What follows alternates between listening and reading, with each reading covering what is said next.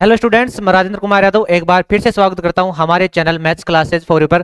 जैसा कि आपको पता है कि हम मॉडल पेपर कवर कर रहे थे और 8 मॉडल पेपर हमने कवर कर लिए हैं। उनकी प्लेलिस्ट आप चैनल पर टैप करो, वहां पर 1 से लेकर 8 तक सभी मॉडल पेपर की अलग अलग प्लेलिस्ट बनी हुई है। तो वहां पर जाके आप कोई सा भी मॉडल पेपर आपको चाहिए उसको देख लीजिएगा। सभी मॉडल पेपर की अलग अलग प्लेलिस्ट है, ठीक है। उसके बाद में हम आज स्टार्ट करें हैं, नोवा मॉडल पेपर स्टार्ट कर चुके थे, उसका भी हम क्वेश्चन नंबर 3 तक कंप्लीट कर लिए थे। आज चौथे क्वेश्चन से स्टार्ट करेंगे। आपसे एक रिक्वेस्ट करना चाहूंगा कि आप पहले चैनल को सब्सक्राइब कर ले, साथ ही वीडियो को लाइक कर दे और वीडियो को लास्ट तक जरूर देखिए, क्योंकि आज भी ऐसे कई क्वेश्चन होंगे आपके पास जो इस मॉडल पेपर में है और आपकी बुक में नहीं है। इसलिए मैं आपको बार बार बोलता हूं कि आप वीडियो को लास्ट तक जरूर देखा करें, ठीक है। चलो तो क्वेश्चन नंबर 4 क्या है हमारे पास? हाँ जी, एक कमेंट एक जरूर कर देना कि आप ये वीडियो कहाँ से देख रहे हो। मेरे को अपने राज्य और जिले का नाम जरूर बता देना भाई, ये वीडियो हम सर यहाँ से देख रहे हैं, तो मेरे को भी तो पता चले भाई वीडियो कहाँ कहाँ तक जा रही है, ठीक है। चलो क्वेश्चन नंबर 4 क्या है? एक यदि द्विघात बहुपद 3x² माइनस में 5x और प्लस में 9, ठीक है, कि शून्यांक अल्फा और बीटा है। एक शून्यांक क्या है? अल्फा है और दूसरा क्या आपके पास? बीटा है। तो अल्फा प्लस बीटा और अल्फा इंटू बीटा ज्ञात कीजिए, ठीक है। चलो तो यहां से एक बार ए बी सी लिख लो। ए का मान बोलो कितना है? 3 है। बी का मान कितना हमारे पास? -5 है। और सी का मान कितना हमारे पास? 9 है। तो सबसे पहले alpha plus beta, alpha plus beta है तो चाहिए आपके, वो किसके बराबर होता है? -b/a के बराबर होता है। तो अल्फा प्लस बीटा किसके बराबर होगा? -b। बी का मान कितना है? -5 है और यहाँ पर भी माइनस है, तो माइनस माइनस क्या हो जाएगा? प्लस। ए कितना हमारे पास? 3। तो अल्फा प्लस बीटा का मान तो कितना है हमारे पास? 5/3 आया, ठीक है। इसके बाद में देखें हम अल्फा इंटू बीटा तो अल्फा इंटू बीटा निकालिए, वो किसके बराबर होगा? c/a के बराबर होगा। तो अल्फा इंटू बीटा, सी का मान कितना हमारे पास? 9 है और बटा ए का मान कितना हमारे पास? 3 है। तो कट के कितना हो जाएगा? ये 3। अल्फा इंटू बीटा आएगा हमारे पास कितना? 3, ठीक है। तो आपको अल्फा प्लस बीटा निकालना था और अल्फा इंटू बीटा निकालना था। नेक्स्ट क्वेश्चन क्या है हमारे पास? एक आयताकार भाग की लंबाई है, वो चौड़ाई से 4 मीटर अधिक है, तो अर्ध परिमाप 40 है, इसका बीजगणितीय रूप ज्ञात कीजिए।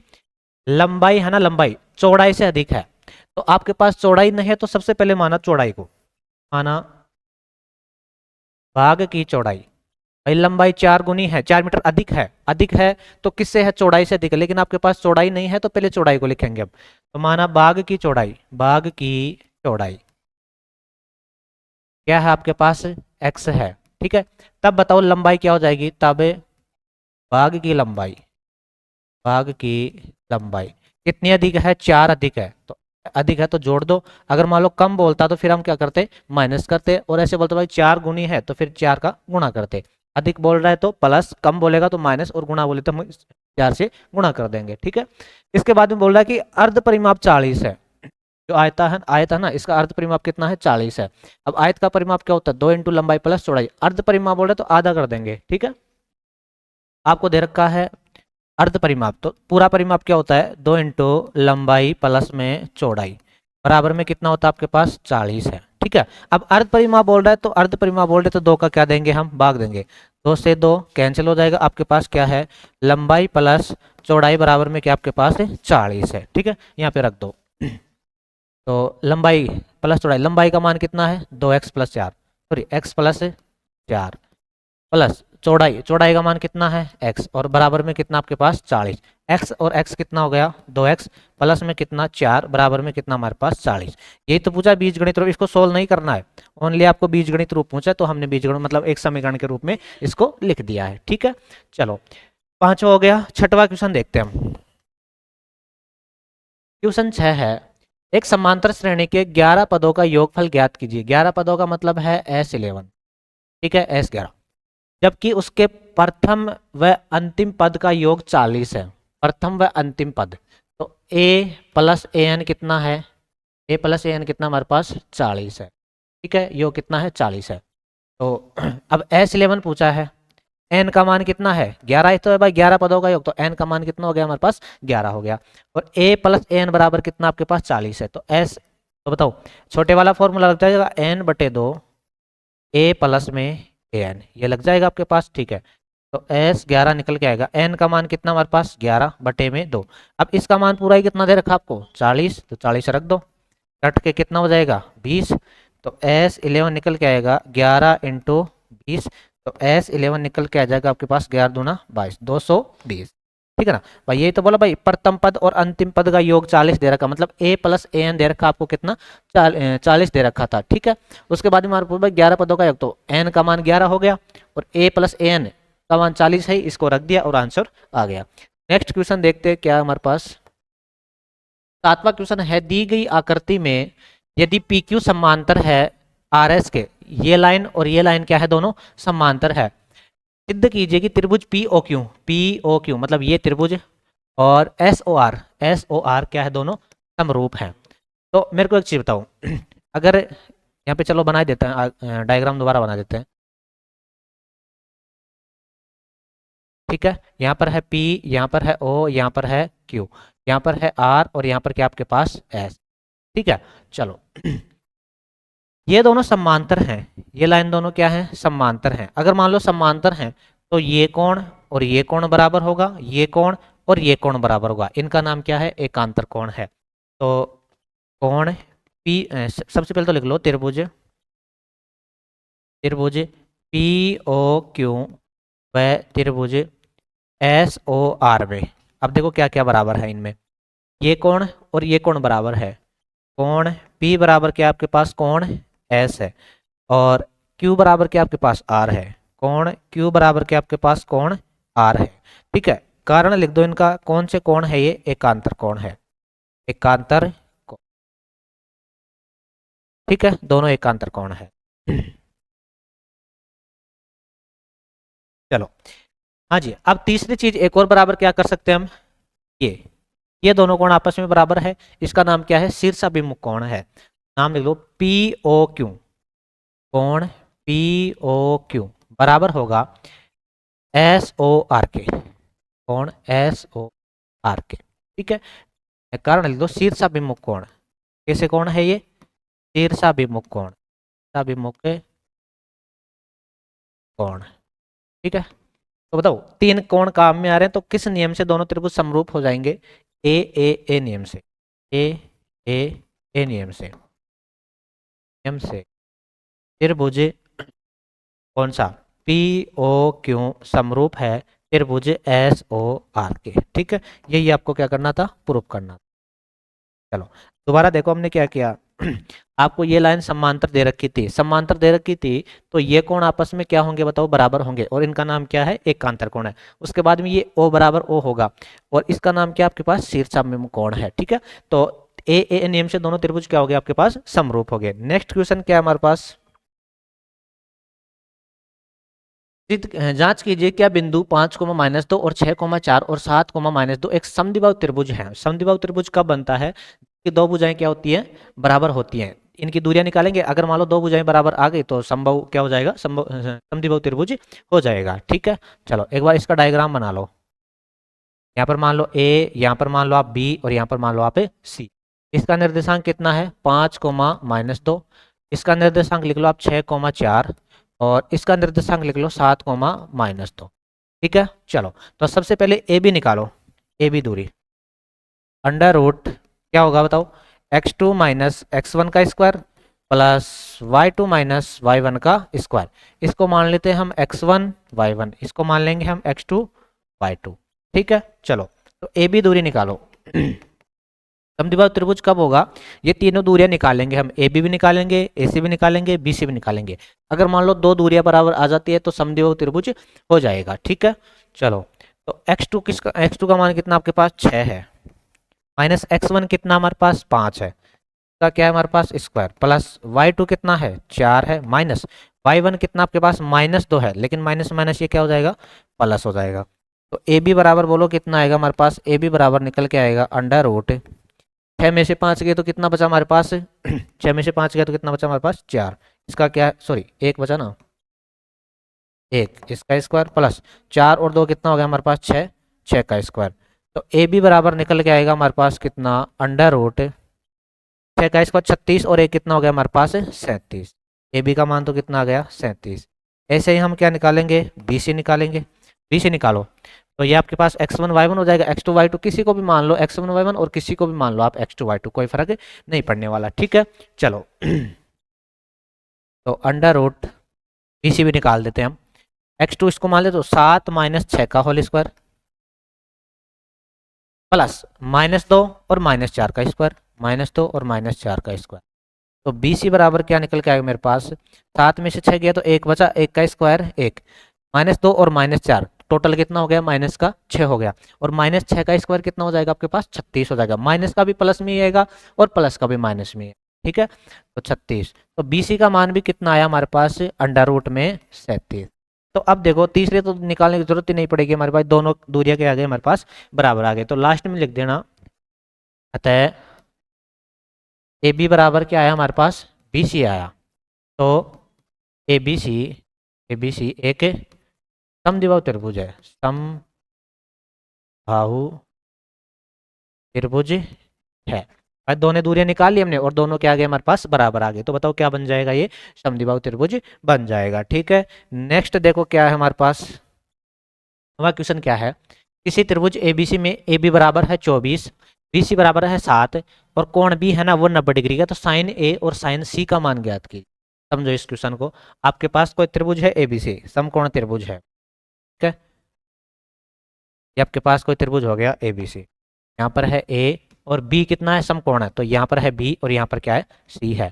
ठीक है चलो ए बी 24 है, ए बी कितना आपके पास 24 है और बी सी है ना वो 7 है, बी सी ये कितना आपके पास 7 है। तो साइन सी और साइन ए और साइन सी का मान ज्ञात कीजिए। देखो लाल बटा कक्का से चेक करो एक बार, आपको साइन चाहिए तो साइन मतलब लंब और कर्ण चाहिए, तो इसका कर्ण भी निकालना पड़ेगा। ठीक है तो पाइथागोरस प्रमेय से हम एबीसी में कर्ण निकालें तो कर्ण का स्क्वायर बताओ क्या होता है, कर्ण का स्क्वायर बराबर होता है आधार का स्क्वायर प्लस में लंब का स्क्वायर। ठीक है तो कर्ण आपको निकालना है, कर्ण का स्क्वायर, आधार कितना हमारे पास आधार 7 है तो 7 का स्क्वायर प्लस लंब कितना हमारे पास 24 है, 24 का स्क्वायर। ठीक है चलो कर्ण निकालते हैं, यहाँ से कितना आएगा कर्ण स्क्वायर बराबर 7 का स्क्वायर कितना होता है 49 होता है, प्लस में 24 का कितना होता है 576 होता है। तो कर्ण निकल के आएगा हमारे पास कितना, कर्ण स्क्वायर बराबर 49 और 576 टोटल कितना हो गया 625 हो गया। कितना हो गया 625, इधर स्क्वायर में है इधर आया तो अंडर रूट में आएगा, तो कर्ण का मान आएगा हमारे पास कितना अंडर रूट में 625, और अंडर रूट में 625 किसका मान है 25 का ही तो है, तो कर्ण कितना आ गया हमारे पास 25 आ गया। ठीक है लेकिन कर्ण थोड़ी चाहिए हमारे को क्या चाहिए, हमारे को चाहिए साइन ए और साइन सी चाहिए। अब देखो पहले साइन ए निकालते हैं, साइन ए तो लाल बटा का कैसे बताओ लंब बटा कर्ण, लंब बटा कर्ण। अब देखो एक ही बात हो रही है, यहाँ ध्यान से देखना एक ही बात हो रही है, एक ही बात हो रही है, तो ये सामने वाला लंब है, ये तो है लंब, ये है आधार और ये है आपके पास कर्ण। अगर मान लो एक ही बात हो रही है तो सामने वाला लंब है। ठीक है चलो तो लंब कितना है हमारे पास 7 है और कर्ण कितना हमारे पास 25 है। इसके बाद में हम निकाले साइन सी निकाले। अब देखो सी के हिसाब से चेक करना है, सी अब हटा दो इसको,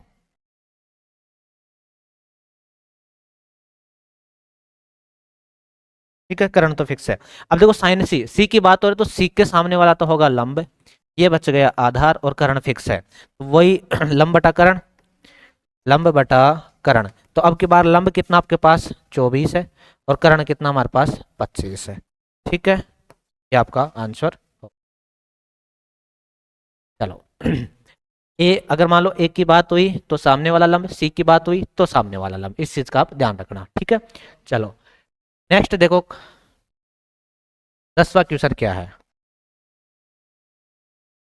दी गई आकृति में दो वर्त स्पर्श कर रहे हैं। ठीक है सी पर स्पर्श कर रहे हैं, सिद्ध कीजिए कि सी पर खींची गई उभयनिष्ठ रेखा पी क्यू पर खींची गई उभयनिष्ठ रेखा स्पर्श रेखा को समद्विभाजन करती है।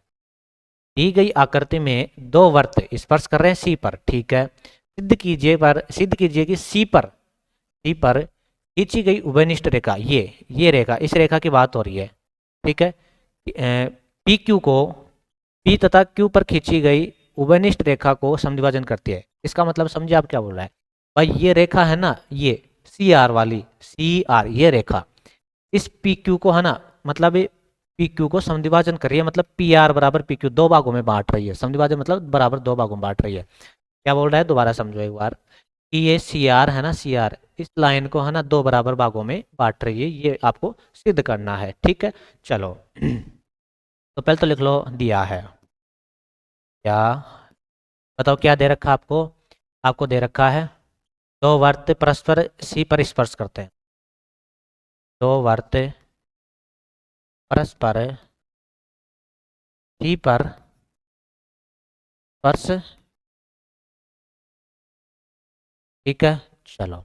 उसके बाद में आप क्या लिखोगे बताओ, उभयनिष्ठ रेखा पीको को, हाँ उसके बाद में लिखो सिद्ध करना है, सिद्ध करना है। बताओ क्या सिद्ध करना है भाई, ये पी आर है ना आर क्यू के बराबर है, आर पी लिख दो, किसके बराबर है, आर क्यू के बराबर है, ये आपको सिद्ध करना है।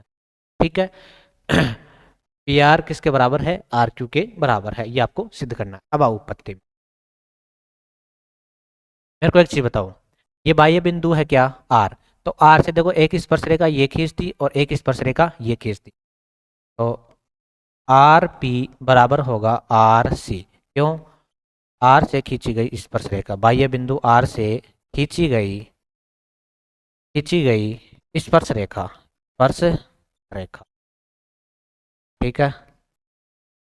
उसके बाद में आगे देखे तो आर से ये सी क्यू और आर सी भी है, तो आर क्यू बराबर क्या आपके पास आर सी, आर सी इसमें भी वही बाह्य बिंदु आर से खींची गई स्पर्श रेखा।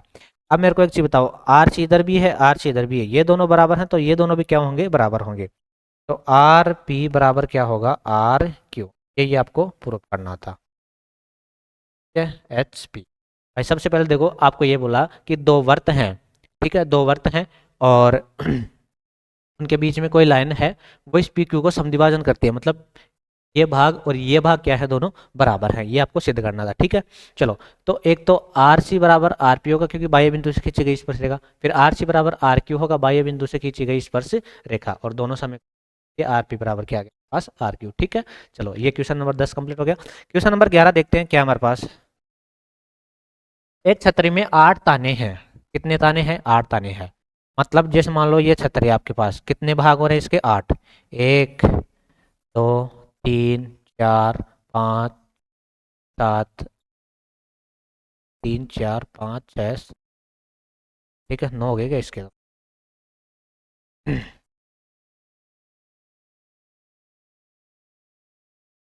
और 4, 8 भाग हो गए। ठीक है, छतरी को 45 सेमी त्रिज्या, आर का मान कितना है 45, एक सपाट वर्त मानते हुए क्रमागत दो तारों के बीच का क्षेत्रफल। अब मैंने कल भी बताया था आपको, क्या बताया था कि आपके पास वर्त है, वर्त के चाहे कितने, अगर मान लो कोण चाहिए ना तो जितने भाग हो रहे हैं उसका ही भाग दे देते हैं हम। टोटल कोण कितना बनता है 360 बनता है, ठीक है। अब इसके कितने भाग कर रहे हैं हम 8 भाग कर रहे हैं, तो 8 का भाग दे देंगे, थीटा का मान आ जाएगा आपके पास यहाँ से। तो बताओ क्या होगा काटो इसको, 4 अंटा 32 बचे कितना 4 और 4 360 बटा में है 8, काटो 8 से, 8 चौक 32 बच गया कितना आपके पास 4 और 8 पंजे 40, तो थीटा का मान कितना आ गया हमारे पास, थीटा का मान आ गया 45 डिग्री, 360 बटा 8 मतलब 45 डिग्री। ठीक है, थीटा का मान भी कितना है 45 डिग्री है। अब वो क्या बोल रहा है, दो क्रमागत तानों के बीच का क्षेत्रफल, जैसे कोई भी दो क्रमागत ताने पकड़ लो तो ये क्या बन रहा है, एक त्रिज्यखंड बन रहा है। अब आपके पास आर भी है और क्या है थीटा भी है, तो त्रिज्यखंड का क्षेत्रफल बताओ क्या हो जाएगा, त्रिज्य खंड का क्षेत्रफल बताओ क्या होगा आपके पास, पाई आर स्क्वायर थीटा बटे में 360, पाई का मान 22/7, आर का मान कितना है हमारे पास 45 है, तो 45 इंटू 45, और थीटा का मान कितना है, थीटा का मान भी 45 है और बटे में कितना 360। अब इसको सोल्व करना है, तो 9 से काटो, 9 पंजे 45, 9 चौक 36, 5 एकम 5, 5 अंटे 40, ठीक है। ये 11 और कितना 4, अब देखो क्या क्या बच गया हमारे पास, 11 इंटू 45 इंटू 45 और नीचे कितना हो गया 7 चौक 28, अब बस इनको गुणा करना है और यहाँ इसको काटना नहीं है, आपका आंसर यहीं पे देगा, बस इनको गुणा करके लिखना है, बाकी आंसर आपका हो गया। 28 को इसमें भाग नहीं देना, आपको यहीं पे आंसर दे रखा है, ठीक है। चलो क्वेश्चन नंबर 12 के आपके पास, क्वेश्चन नंबर 12 है, निम्न बंटन का माध्य 5 है, इसका माध्य कितना है, 5 है, तो पी का मान ज्ञात कीजिए, ठीक है। यहाँ पर लिखेंगे हम क्या, एक्स और यहाँ पर लिखेंगे एफ है, और यहाँ पर लिख देंगे क्या हम, एफ एक्स, ठीक है। चलो एक्स का मान कितना हमारे पास, 2 4 6 और पी। एफ में क्या क्या है, 3 2 1 और 4, एफ एक्स निकालो, 3 दूनी 4 दूनी 8, 6 एकम 6, और पी को 4 से गुणा करेंगे तो 4 पी हो, ठीक है। चलो अब माध्य बराबर बताओ क्या होता है, माध्य बराबर होता है आपके पास सिग्मा एफ आई एक्स आई और बटे में सिग्मा एफ आई, ये तो होता है माध्य बराबर। अब माध्य का मान कितना दे रखा है आपको, माध्य का मान दे रखा है कितना, 5 दे रखा है, 5 रख दो, बटा में 1 बराबर सिग्मा एफ आई एक्स आई निकालो, इन सबको जोड़ो कितना हो जाएगा, 8 और 6 14, 14 और 6 20, 20 प्लस में 4 पी, 20 प्लस में 4 पी, इन सबको तो 4 पी तो अलग ही तो रहेगा, 4 पी थोड़ी जुड़ेगा, इनमें नहीं जुड़ेगा, तो ये तो हो गए 20 प्लस में 4 पी अलग से, बटा सिग्मा एफ आई निकालो, 3 है 2 5 और 1 6, 6 और 4 कितना हो गया 10, जर गुणा करो इनको, ये 1 से गुणा होगा तो ऐसा कैसा जाएगा, 20 प्लस में 4 पी बराबर 10 पंजे 50, ये उधर जाएगा, ठीक है। ये मिस्टेक तो नहीं कर दी, 3 2 5 और 1 6 4 10, 8 और 6 14, 14 और 6 20, चलो तो 20 प्लस उधर जाएगा तो माइनस हो जाएगा, तो 4 पी बराबर 50 माइनस में कितना 20, तो क्या निकल के आएगा, 4 पी बराबर कितना बचेगा हमारे पास 30, तो पी बराबर बोलो कितना आ जाएगा 30 बटे में 4, तो पी का मान आ जाएगा आपके पास 7.5, ठीक है। कहीं गड़बड़ ना हो जाए इसमें, एक बार दोबारा देख, 3 दूना 6, 4 दूनी 8, 6 एकम 6 और 4 पी हो गया। चलो नेक्स्ट क्वेश्चन देखते हैं, 13वां क्वेश्चन क्या है हमारे पास, दो पासों को एक साथ फेंका जाता है, इसकी क्या प्रायिकता है कि दोनों पासों पर आने वाली संख्याओं का योग पहले 7 है, फिर 11 है, फिर 13 है, और फिर 12 है, और फिर 13। अब मेरी बात सुनो, दो पासों को फेंक रहे हैं हम, ठीक है ना, दो पासों को फेंक रहे हैं, तो बताओ क्या बनेगा। आपके पास कुल परिणाम कितने होंगे दो पासों को फेंकने पर, 36 परिणाम होंगे। 36 परिणाम कैसे, 1 1 1 2 1 3 1 4 1 5 1 6 1 7, ठीक है। उसके बाद में 2 1 2 2 2 3 2 4 2 5 2 6, है ना, पूरे परिणाम हम लिख लेते हैं एक बार, ठीक है। 1 1 1 2 1 3 1 4 1 5 1 6, ठीक है। उसके बाद में 2 1 और 2 2 और 2 3 और 2 4 और 2 5 और 2 6, उसके बाद में आपके पास 3 1 और 3 2 और 3 3 और 3 4 और 3 5 और 3 6, उसके बाद में लिखो आप 4 1 और 4 2 और 4 3 और 4 4 और 4 5 4 6, फिर आएगा आपके पास 5 1, फिर 5 2, फिर आएगा आपके पास 5 3, फिर 5 4, फिर 5 5, फिर 5 और 6, फिर आएगा आपके पास 6 1, फिर 6 2, फिर 6 3 और 6 4 और 6 5 और कितना आ जाएगा 6 6, ये आपके पास कुल परिणाम आ गए, ठीक है। चलो अब आपको क्या बोल रहा है, ये थोड़ा सा छोटा कर लेते हैं, आपको क्या बोल रहा है,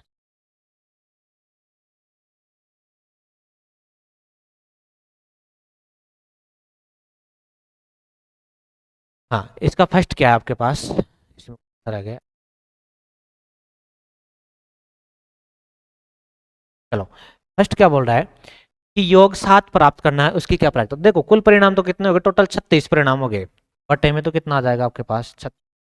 अब बोल रहा है योग 7, ऐसा जोड़ा ढूंढो जिनमें योग 7 हो रहा है, एक तो ये रहा, एक, फिर ये 2, ये 3, ये 4, ये 5, ये 6, मतलब ये लाइन, इनमें योग कितना हो रहा है 7, तो कितने होंगे 1 2 3 4 5 6, 6 बटा 36 कट के कितना हो गया 1 बटा 6। फिर सेकंड देखो क्या बोल रहा है, योग 11, तो 11 देखो कहाँ पर है, ये ओनली इन्हीं दो में ही आ रहा है 11, कुल परिणाम तो है 36 और बटे में कितना आएगा 2, काट दो 1 बटा 18। फिर तीसरा क्या बोल रहा है आपको, योग 12, 12 तो 12 इसी एक में ही आ रहा है, तो 1/36। फिर चौथा है आपके पास योग 13, तो 13 तो कहीं पे मिल ही नहीं रहा, तो जीरो हो जाएगा उसका, तो कहीं मतलब वो तो आएगा नहीं, 0/36 मतलब जीरो। ठीक है, ये कौन सा हो गया आपके पास, क्वेश्चन नंबर 13 कंप्लीट हो गया। नेक्स्ट देखते हैं क्वेश्चन नंबर 14 क्या है। हाँ जी। अंकित तथा उसके पिताजी की आयु 30 वर्षों, आयु में 30 वर्षों का अंतर है। अंतर कितना है, 30 वर्षों का है।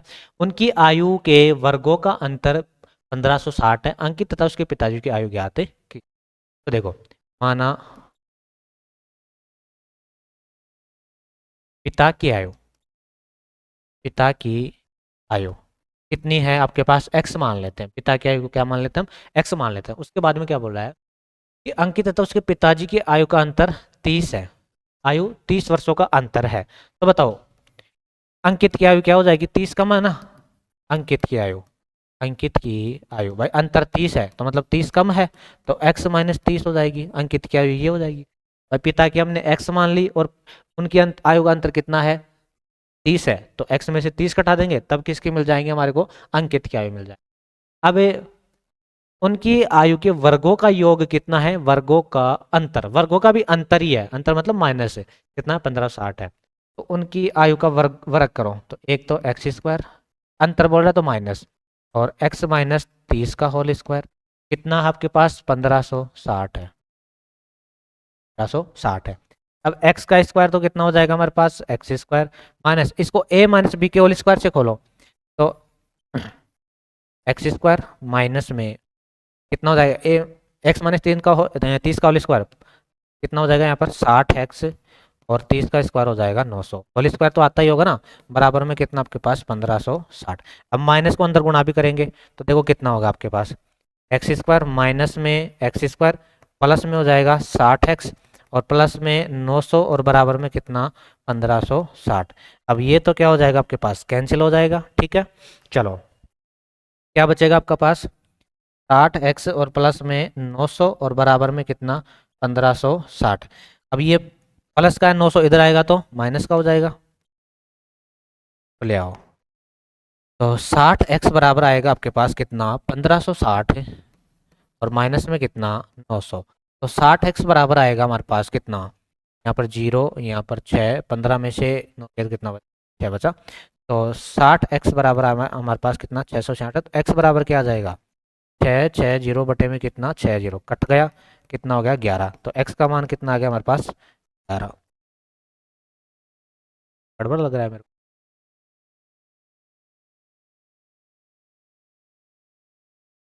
चलो कहाँ पर मिस्टेक हुई है एक बार देखते हैं, x - 3 का होल स्क्वायर खोलते हैं, x² प्लस में ये 60x हो जाएगा, 900 बराबर में कितना बस 1560 है। ठीक है, और पिता की आयु में 30 वर्ष चाहिए, यहाँ पे भी कैंसिल हो गया, 60x प्लस का हो ही गया था, ये सॉरी सॉरी सॉरी, यहाँ पे होगी ना गलती, ये देखो क्या गलती की हमने, इसको माइनस को अंदर गुणा किया ना तो देखो प्लस ही छोड़ दिया, यहाँ पर माइनस आएगा ना, और ये माइनस देखो, ये माइनस इससे गुणा होगा तो माइनस हो गया, ये माइनस माइनस प्लस हो गया, लेकिन यहाँ पर माइनस तो हमने किया ना, इसको हटाते हैं एक बार।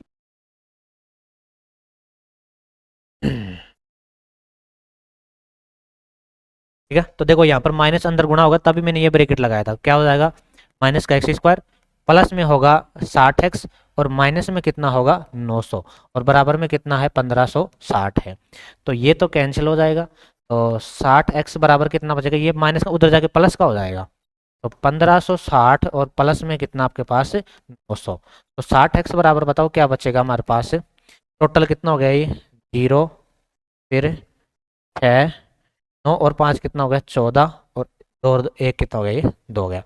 x का मान बोलो कितना आएगा 2460, 2460 बटे में कितना 60, कैंसिल हो गया, 6 चौका 24 और 6 एकम 6, तो x का मान कितना आ गया हमारे पास 41। तो बताओ पिता की आयु तो कितनी हो जाएगी आपके पास 41, और पुत्र मतलब अंकित की आयु क्या हो जाएगी 30 कम है, अंकित की आयु 30 कम है ना, अंकित की आयु, तो 30 घटा दो इसमें, तो 41 - 30, 41 माइनस 30 कितना बन जाएगा 11 वर्ष।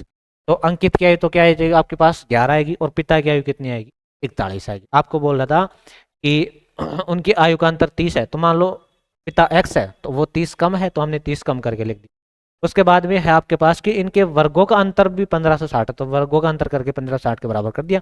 इसका होल स्क्वायर खोला, होल स्क्वायर तो आपको खोलना आता ही होगा।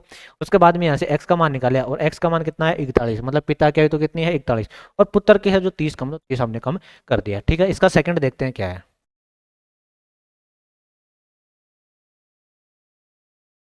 इसका सेकंड है हमारे पास द्विघात समीकरण के k का मान ज्ञात कीजिए, उसके मूल क्या हैं बराबर हैं, दोनों मूल क्या हैं बराबर हैं। अगर मान लो मूल बराबर हैं तो d बराबर क्या होता है हमारे पास 0 होता है। ठीक है, आपके पास है 2x² प्लस में kx और प्लस में 3 और बराबर में क्या आपके पास 0। a का मान बोलो कितना है 2, b का मान कितना हमारे पास k, और c का मान कितना हमारे पास 3। अब मूल बराबर है तो d बराबर क्या होगा हमारे पास 0, d बराबर क्या करेंगे 0, मतलब b² माइनस 4ac बराबर क्या करेंगे हम 0। तो b का मान कितना हमारे पास k, तो k का स्क्वायर माइनस 4, a का मान कितना है 2, और c का मान कितना है 3। ठीक है, तो k माइनस में कितना हो जाएगा ये 4 दूनी 8 और 8 तिया 24, स्क्वायर भी तो है 24, बराबर में क्या 0। तो k स्क्वायर बराबर ये माइनस का उधर जाएगा प्लस का हो जाएगा, तो k बराबर कितना आ जाएगा स्क्वायर में तो अंडर रूट में आ जाएगा 24। ठीक है, अब अंडर रूट 24 का मान निकाल दो,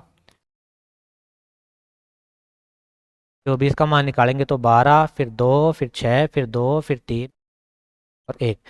इनका तो जोड़ा है नहीं, इनका जोड़ा है तो ये तो बाहर आ जाएगा अंडर रूट से, लेकिन प्लस माइनस में आएगा। अंडर रूट हमेशा किस में आता है प्लस माइनस में, तो 2 तो बाहर आ जाएगा और अंडर रूट के अंदर कौन रह जाएगा 3 दूनी 6। तो ये आपका आंसर हो गया। ठीक है, ये हमने मॉडल पेपर 9 का क्वेश्चन नंबर 14 तक कंप्लीट कर लिया है। इसके बाद में लास्ट वीडियो होगा संजीव डेसवर्क का, उसके बाद में हम एक्सीलेंट डेसवर्क चालू करेंगे। तो आप वीडियो को है ना लास्ट तक जरूर देखा करें, साथ ही अपने फ्रेंड सर्कल में भी शेयर कर दीजिएगा। ठीक है, थैंक यू।